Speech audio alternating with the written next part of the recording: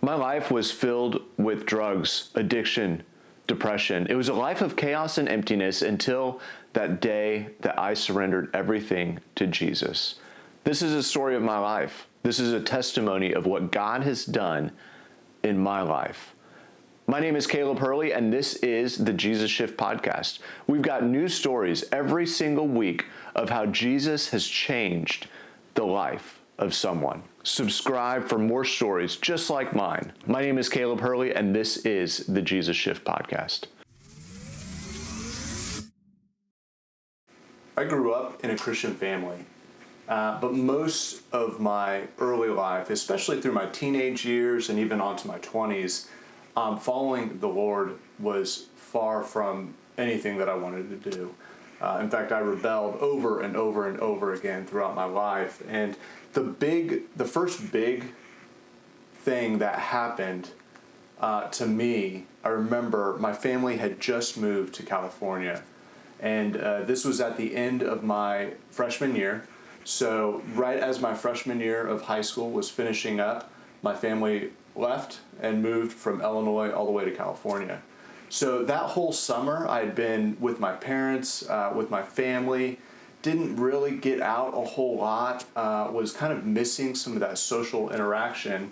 But I did play football, and towards the end of summer, I started finally getting into football practice and starting to finally get to know some other people in California. And I remember the first weekend that I went out with the rest of the kids from the football team. And in fact, school had just started, and it was really the first kind of big weekend out, I think, for a lot of people after the end of the summer. But there's a party on the beach. And I was there, I was hanging out, we were drinking, and I remember one of the guys that I was with that had brought me there asked me if I wanted to go smoke some pot. And I'd smoked a few times before, so I said, sure, why not? But we had to kind of go up into the dunes away from the rest of the group.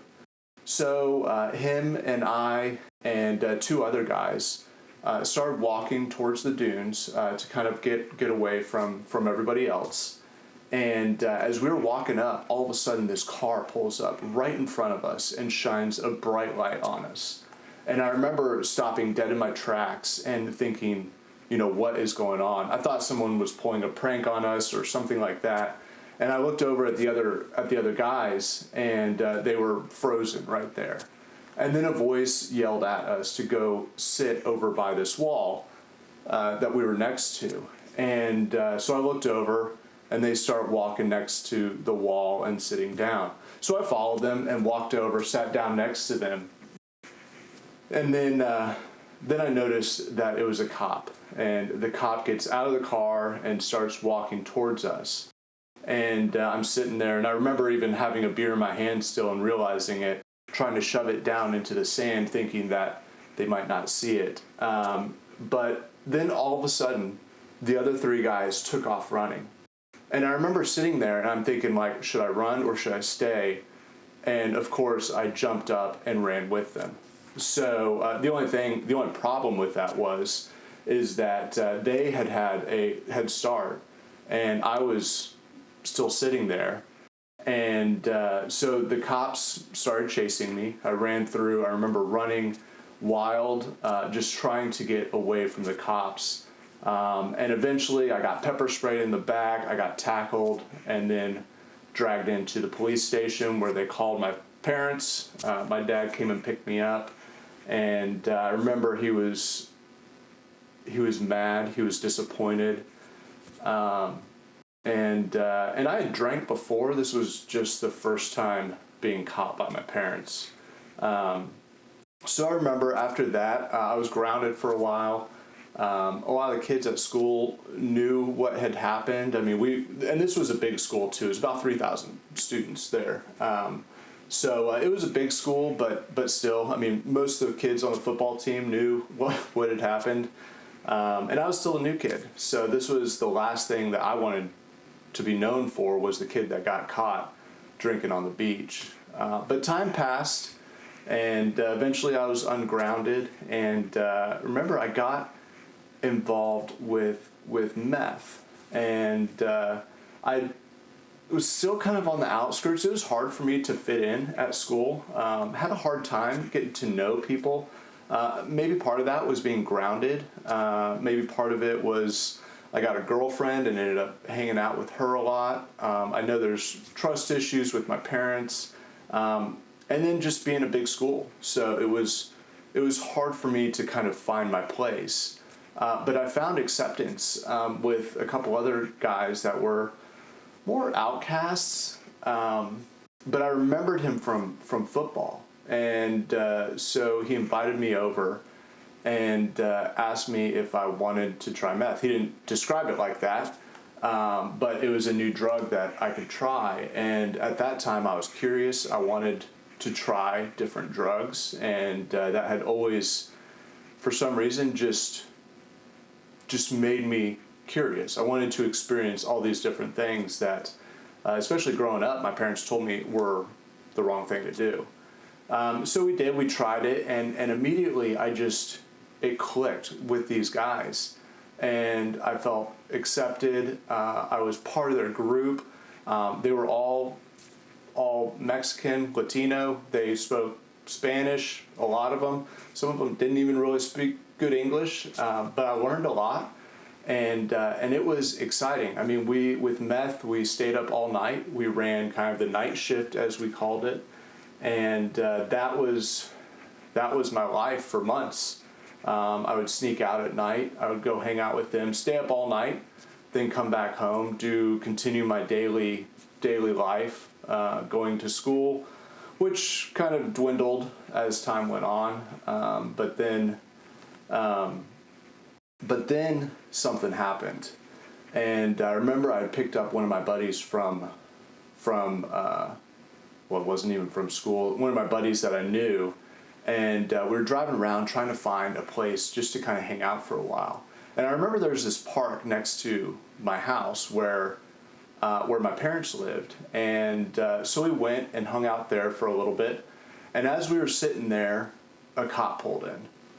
And I remember looking at him and just thinking like, ooh, like, should we leave? Should we stay? And part of me thought that, it'd be more suspicious if we were just to get up and go. So we stayed and we hung out for a little bit longer, and sure enough, the cop gets out, walks over to the car, and just kind of asks us what we were doing. And didn't really have a good answer for him. We should have been in school, and I think he knew that. But he asked us what we were doing, and said, we're just hanging out, waiting for my friend to get off work so that we could go hang out with him. So then he starts asking more questions, and eventually find out that someone had reported that we were doing drugs out there, and so they start searching us. And at first they didn't find anything on me, but then my friend, they ended up finding a meth pipe, and so then they searched me more, and then they found stuff in a backpack that was in the car, and anyway, from there we were taken to the police station. And I remember being at the police station and then driving to another station. And I remember being in the car and just kind of asking some questions, because I was curious, how would my parents know? How would they know to come pick me up? All those things. And the officer said, that they're not coming anytime soon. That I was in a lot of trouble. And I think it hit me then, and maybe more so later as I actually got booked. And this wasn't just at the police station for a couple hours and then they picked me up and all was well. I was going to be locked up for at least a few days. So that really kind of shook me. I was surprised. I didn't realize that these would be the consequences of smoking meth. And so I stayed in jail, at a juvenile hall for about a week. I was there, and until I was released and went back to my parents. And I lost my job that I was working at, so immediately I tried to find another job. I did, And I remember I just kind of continued on doing the same thing. I don't think I really took much of a break. I knew it kind of shook me. I didn't want to go back to juvenile hall, but at the same time, I wanted to continue living my life. So I did. And the next several months on to maybe the next year or so, continued to sneak out, continued to rebel and do really what I wanted to do. I went to work all the time, but continued to smoke meth. And it got so bad to the point where I remember I was at work one day, and that's when the officers came to my work. And I don't know to this day, I mean, I actually kind of think it was probably my parents that told them where I was at. But they came, they picked me up. I had meth on me, of course, and they took me and locked me away in that same juvenile hall. So this time, though, I spent the next several weeks. And in fact, I remember I kept, as the days went on, I didn't know when I was going to get out. And it eventually came that I had a choice. I could either go back to Illinois and live with my grandparents, or I could sit in juvenile hall until I was 18. So, of course, I took the option to go back and live with my grandparents in Illinois. So a few days later, I was released, and I didn't even stay the night at my house. It was, I think I stopped there for all of about 20 minutes, and then we were on a plane flying across the United States back to Illinois. So back in Illinois now, things were different. I was different. I remember I came, those couple years in California had really changed who I was. I was older. It was different. I remember showing up in Illinois and coming from the city back to this small town that of like 15,000 people, and all these kids that thought they knew this or that and just had no idea. They were in a totally different world from where I came from. And I remember not even being able to explain like the difference, and I felt like I was so different. Those 2 years that I had spent away had totally changed me. And but I went through the next over that when I got there at the end of my junior year. So going in and ended up I arrived just in time to take the SATs, and still scored pretty well actually. But I went through. Found some friends, connected with a friend of mine that I'd been friends with before, but it was different for me. It was I wasn't the same, and spent a lot of time smoking weed. And I remember that summer, I really started to get to know a couple guys, and that liked to steal. And I remember we would take trips to Springfield or to other small towns in Illinois, and we would go to the mall and we'd steal stuff from the mall, and it was always like more of the thrill of not being able to get caught. And so we did that through a lot of the summer, and then one kid that we hung out with had the great idea of, let's rob a house. There's this house and there's this guy that lived in town that a lot of people knew, and he had bragged before about stealing money from the IRS, and that he had all this cash in his house. And so my brilliant idea was, hey, you can't steal stolen money. Like, what's he gonna do? But I remember one of our friends, he kind of brought up, hey, we should rob this guy. So we kind of planned it out. We decided to do it on a night that everybody would be at the fair. We assumed he would be gone too. And so that night we opened a window into his house and jumped in. And I remember being inside, And it was a weird feeling. I knew that this was, I shouldn't be there. But we found the safe, and the safe was huge. It was way bigger than what we had thought. The plan was just to pull the safe outside and take the safe somewhere else and open it to be in and out real quick. But there's no way we were moving this safe. So we tried for a while to open it, and then one of the guys that was with me eventually gave up and started grabbing a lot of stuff around the house. And I remember being irritated because that wasn't what we were supposed to do. Like, we were supposed to get the safe and that was it. We were only supposed to take what was already stolen. That was part of the plan. But I didn't really do anything to stop him either. And I remember getting back to the car, and the guy that was the driver was furious that we had taken all this extra stuff. And I remember thinking, yeah, we did, but, it'll be okay. We'll be all right. So a few days later, we, sure enough, the cops came to my house. They arrested both of us, all of us. And I remember sitting in the jail and just thinking I had stepped too far. I'd gone too far. I crossed a line that I should have never crossed. I should have never done those things.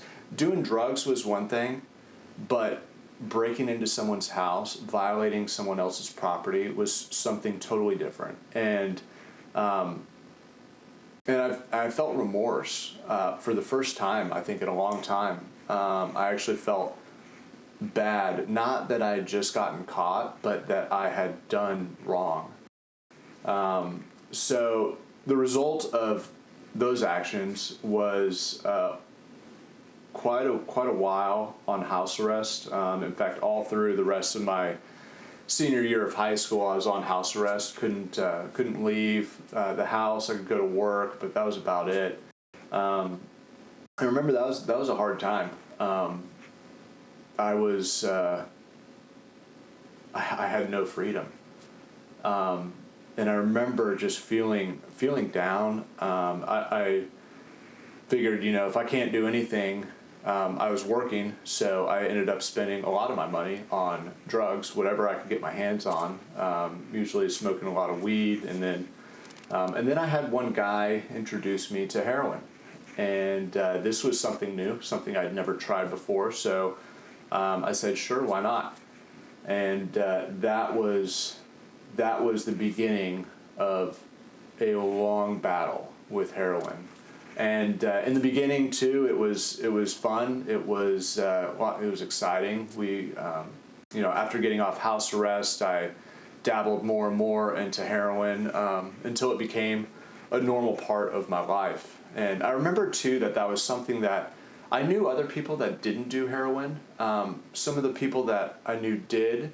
But that was something that was always kind of secret to me, kind of private. It was like my own thing. I liked how it made me feel. It made me feel numb to the entire world. It was something that I had just never experienced. It took away all my pain. Everything, every physical, emotional, any type of pain I had, it just helped me to forget and become numb to the entire world. And I liked that.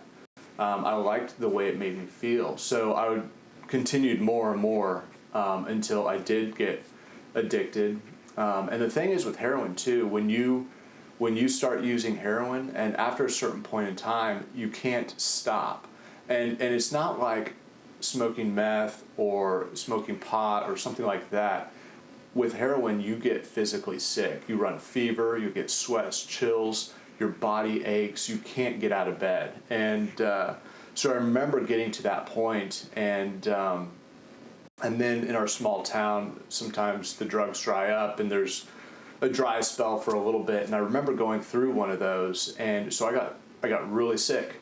And I remember thinking, like, I don't want to do this anymore. I don't want to feel dependent on something. I like it, but I don't want to feel dependent on it. And so I decided from that point on, after the sickness got better, but from that point on, I was not going to let myself get that far into it again. I would still do it, from time to time, but I wouldn't let myself go that far.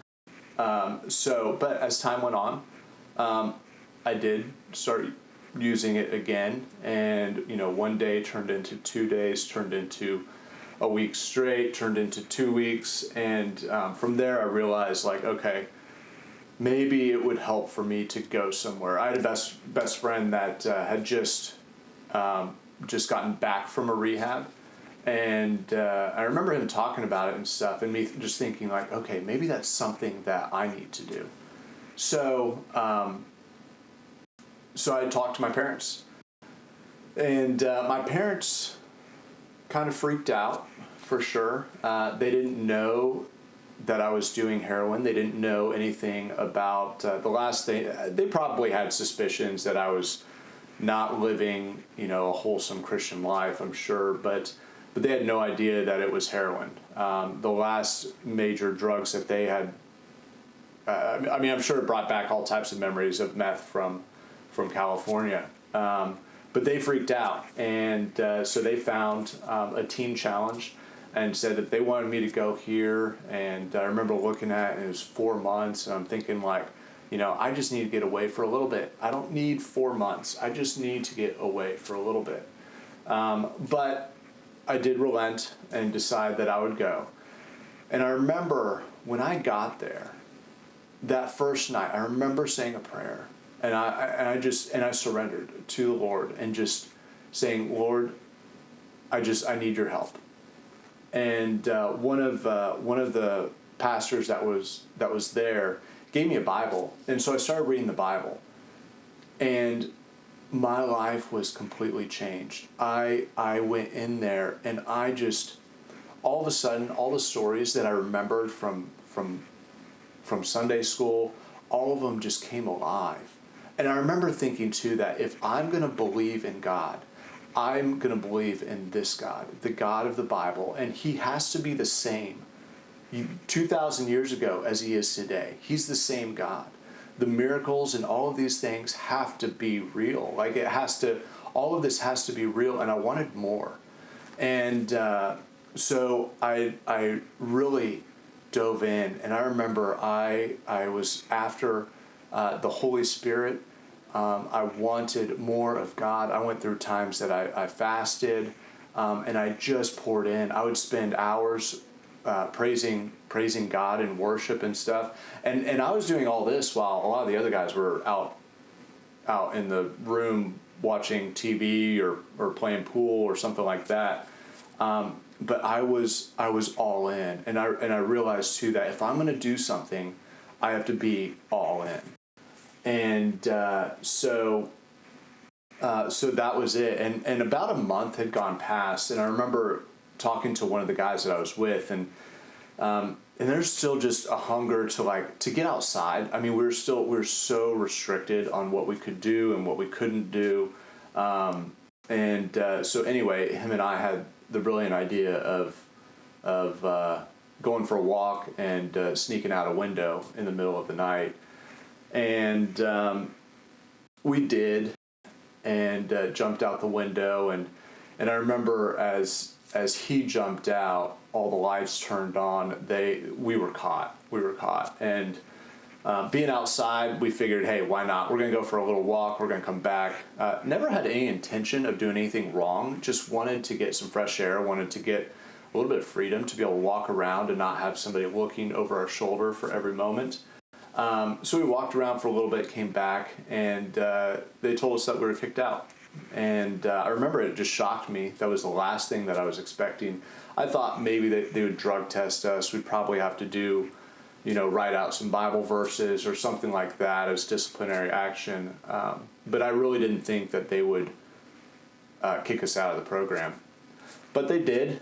And I remember calling a friend, and he came and picked us up. Stayed at his house. And I remember thinking too that, you know what, it doesn't matter. Even though I'm out of the program, my life has been changed and I am a different person. And I remember just being full of faith that, yeah, I made a mistake. I shouldn't have gone out that window, but I knew that God was going to take care of me.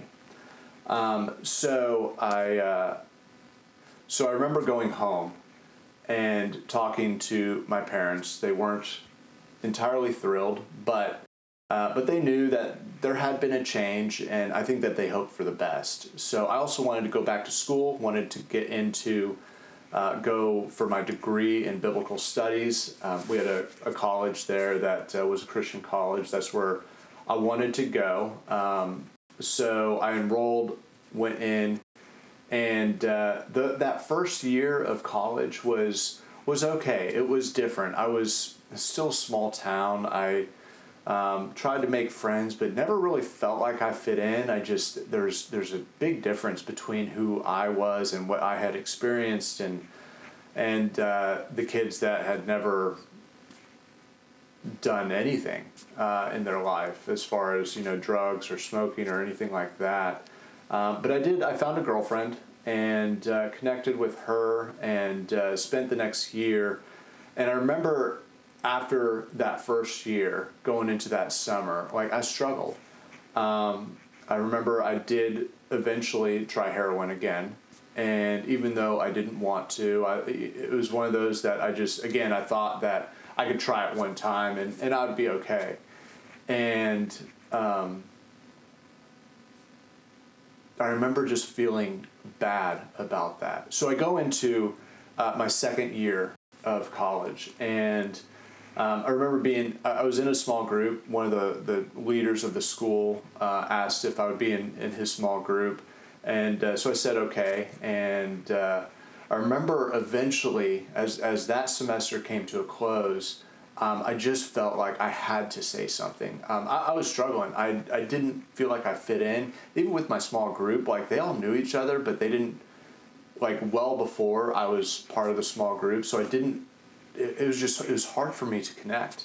It was hard for me to find friends, and so I went to our small group leader, and I came clean. I had to come clean to somebody. I needed help. I wanted somebody to talk to that would help give me some guidance, that would maybe spend some time with me, that would encourage me. And I remember after I told him, he kind of, okay. I'm gonna have to get back to you. And so I'm okay, that's fine. So I left, and a few days later, he calls me back and tells me that he told other leadership at the school, and that he treads a fine line because he's a leader at the school, but he's also my small group leader, and what I was struggling with was just more than what I should be, and that as Christian leaders, I should be beyond that. And he said that they decided that I could not come back to school, that the next semester I could finish out the semester I was in, which was pretty much over, but the next semester I would not be able to go back to school. I would have to do some counseling. I would have to pass drug tests for them, and then if everything was going well, then maybe that next fall I could go back.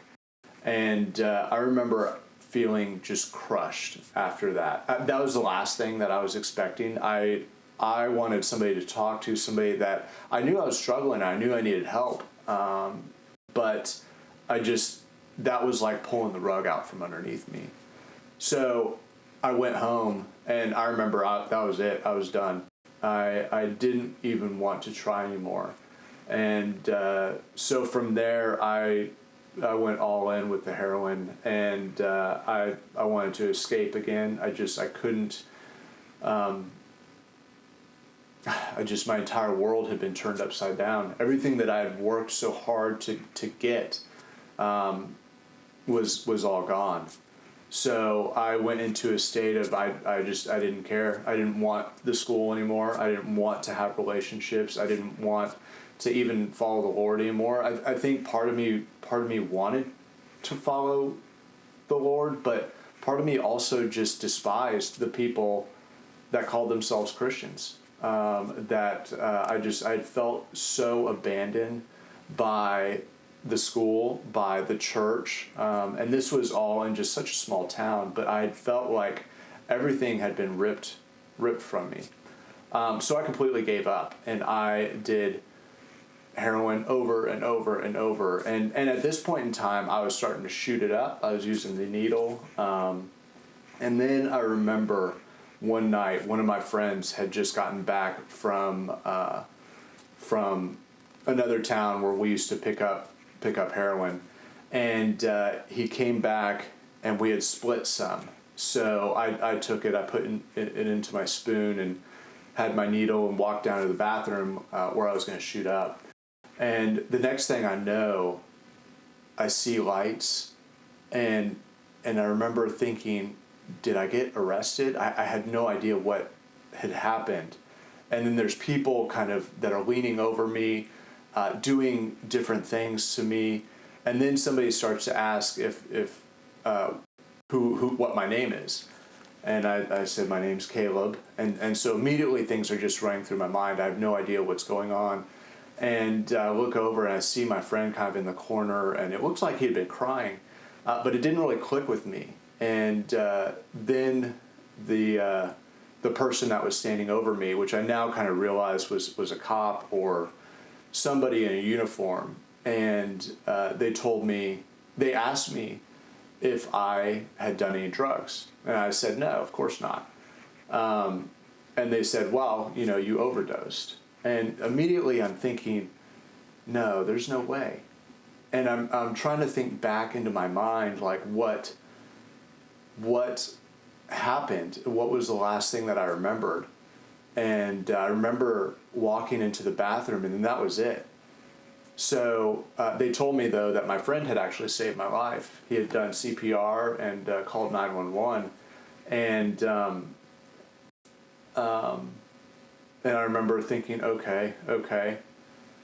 So that shook me a little bit, but not probably as much as it should have. I remember just being more irritated. And I remember I did not want to go to the hospital, but they had to take me to the hospital. So they got in the ambulance, took the trip to the hospital. Remember sitting at the hospital for several hours while they waited for, just to make sure that I was okay, that I wouldn't overdose again, because they had shot me with Narcan. And after that, I remember calling up that same friend. He came and picked me up and went back to his house. And I remember going right back to the heroin.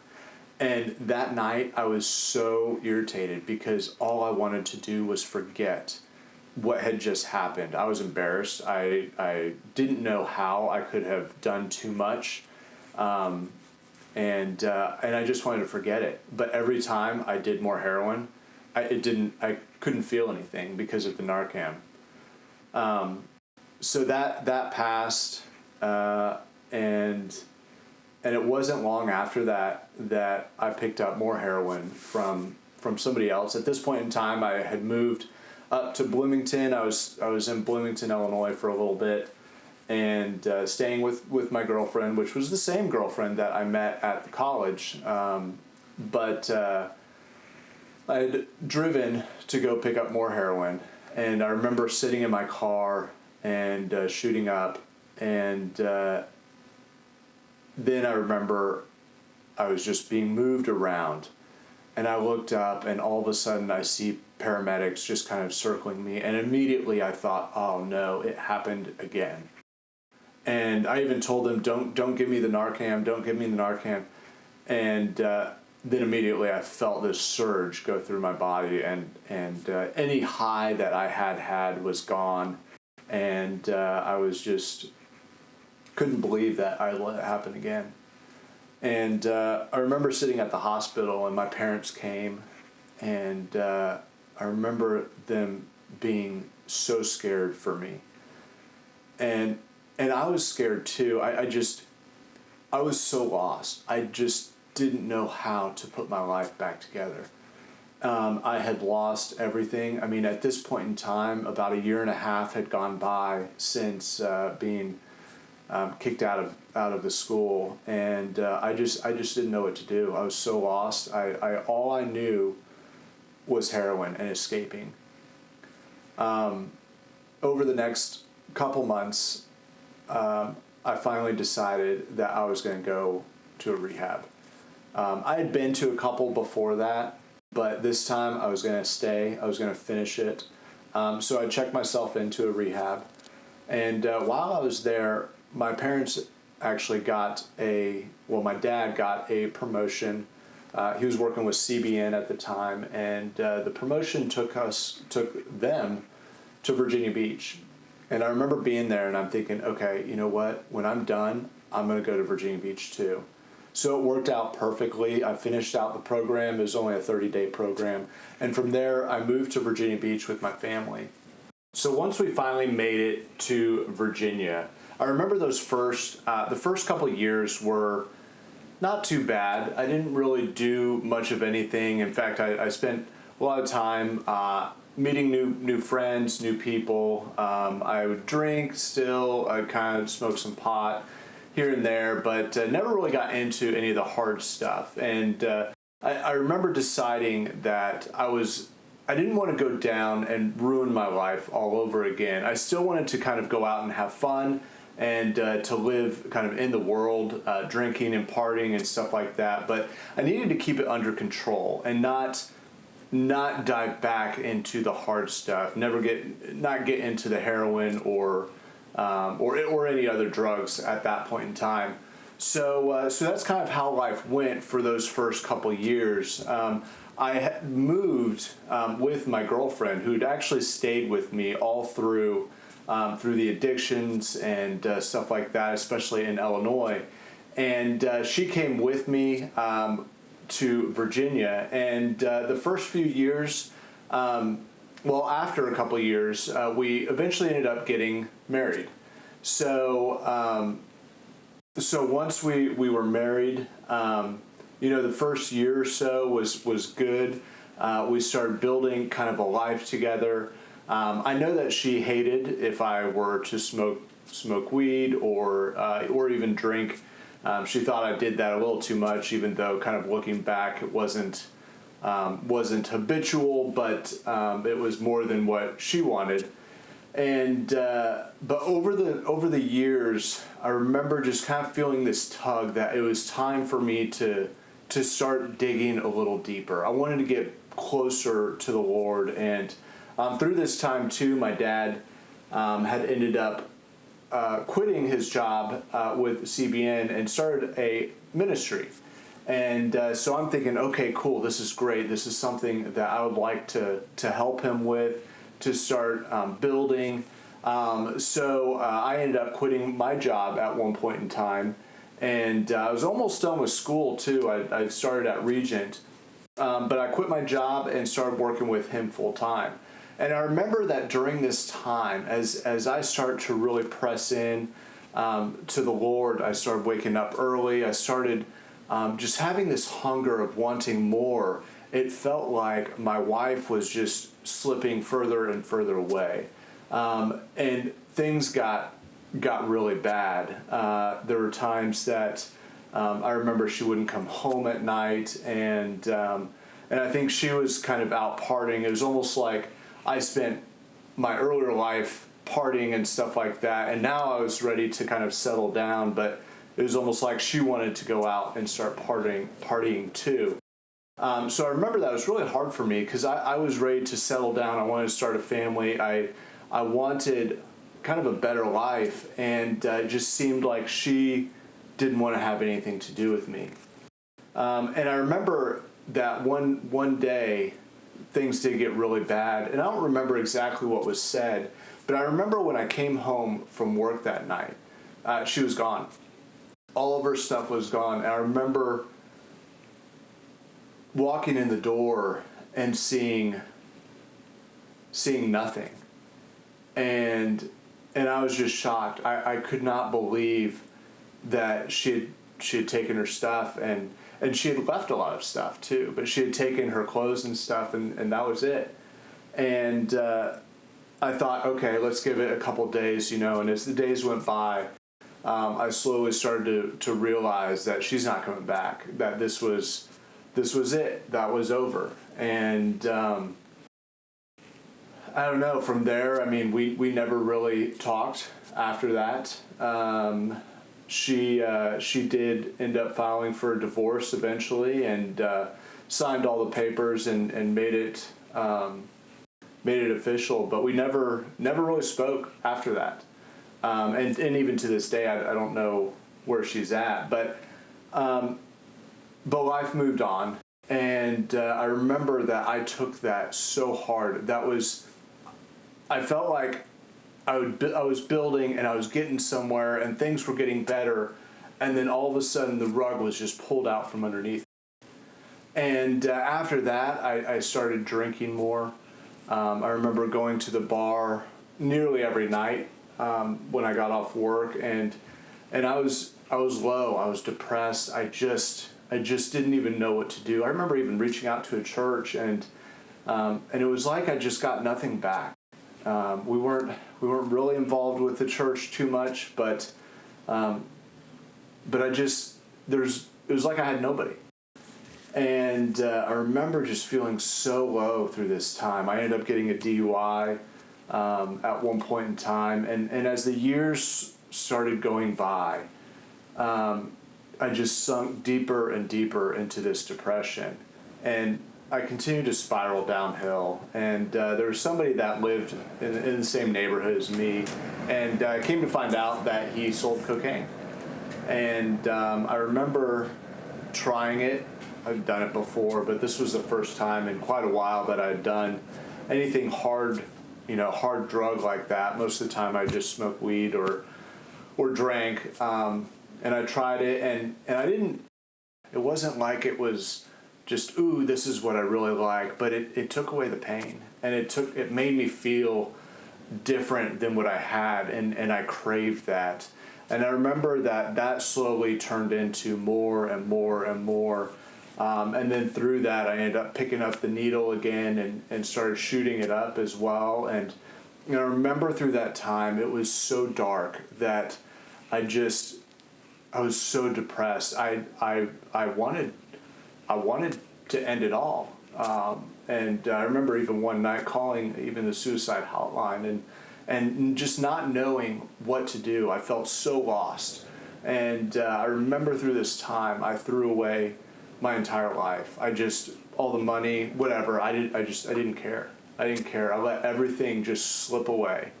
Finally, I lost the townhouse where we were living. Well, I moved out just before I would have lost it, and ended up moving back in with my parents, and I quit my job. Everything was done.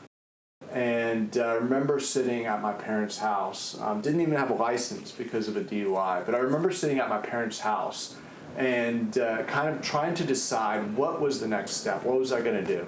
I lost everything. I'd thrown it all away. What was I going to do? And I remember praying just this simple prayer, sitting on the porch, just saying, God, whatever you want me to do, I'll do. My parents had talked about me going back to Teen Challenge, which didn't really want to. I knew that the drugs had come back into my life, but I was more depressed. I didn't know how to get out of where I was at, and spending a year away didn't really seem like the most exciting thing either. But in that moment, it was, Lord, whatever you want me to do, I will do. And I remember it was just a few days later that I got an email from a company that did contract work. I worked in hospitality and hotels. I'd been banquet manager, all food and beverage. And I remember they reached out to me and they were excited that I had the hospitality experience in food and beverage, and said that they contract with hotels all across the United States, and that they're looking for people that could help fill vacancies and stuff like that. And it almost seemed too good to be true. But I went through the interview process, ended up getting the job. They hired me on, and within a few weeks, I was flying out. First trip was in Baltimore, stayed there for a few weeks, came back, and then from there out to California. But it was amazing because God totally set this up. I had nothing. I didn't have a car. I didn't have a license. I barely had any money. And he took care of all of that. I didn't have a place to stay because I had moved out of my townhouse. So through this, God created this job. He brought this job to me that I didn't need a license, I didn't need a car, I didn't need anything. They provided all of those things. And I was just truly blessed. And through that, I was able to start rebuilding my life. And then eventually COVID came, shut everything down, and moved back to my parents for a little bit. And I remember being at their house and just something was stirring in me. It was time to make a change. It was time to totally devote my life back to Jesus. And I would say before that, I was still a Christian. I just wasn't fully in. And so part of that decision of being fully in meant that I would need to get rebaptized. I'd been baptized when I was a young kid, maybe 11 years old. But it was time to do it this time. After all that I had been through, after all that I had done, this was kind of the line in the sand, that public declaration that I am going to follow Jesus. So on Christmas Eve of 2020, I ended up being baptized in my parents' pool out in the backyard, and that was it. And over the course of the next couple of years, I wasn't perfect, but I was making an effort to try to be better, to try and move the bar forward. And I remember this was back now, a couple of years had passed, and going into 2022 that summer, I just ended a couple contracts that were more kind of tough, but I was back home. I took a little bit of time off, and I remember that summer hanging out at one of my friend's house in Virginia Beach, and seeing his family. He had a wife and 3 kids, and it made me want something more. And I thought, you know what? Let me go ahead and take a step out there. Let me go ahead and put my name out there. Maybe there is somebody that I could fall in love with again, build a family. All the things that I wanted, I just thought that they were out of my reach. So over the course of the next few months, I started talking to different people using dating apps and stuff like that. And then in September, I ended up matching with Libby, and who's my wife today. And I remember sitting there and seeing her picture. And the moment I saw it, I knew she was the one. And that sounds crazy, but I knew deep within me, the second I saw her, if I swipe right, that my life was going to change forever. And so I swiped, and within the next, I think it was later on that day, she ended up messaging me. We started chatting back and forth for a little bit. And with my traveling, I was working in Georgia, so I had to fly back and forth. And but we got to finally meet, and then she came out to Georgia to visit me, and we kind of went back and forth until December. And that's when I decided that I was going to move back. I'd found a job, local job, and moved back. And on December 29th, that same year, Libby and I were legally married.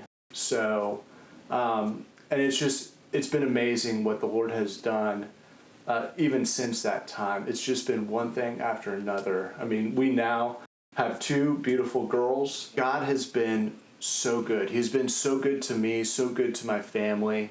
And it's just truly amazing what he's done in my life, and how just that decision to follow him, to leave it all behind, to take step forward, it's been truly amazing. He has blessed me over and over and over. And I'm so grateful to him, who's changed my life, who's changed my heart, who's changed, and he's still doing this work in me. And it's truly amazing how I continue to be shaped and shifted into a better man, a better husband, a better father. So it's just, this is a life that 5 years ago, 10 years ago, I would have never thought was possible, but it is. And it is only because of what Jesus has done. So I hope that my story and my testimony inspires you. I hope that it shines a light into the transformative power of Jesus Christ, because it is all about him and it is all for his glory. God bless and have a great rest of your day.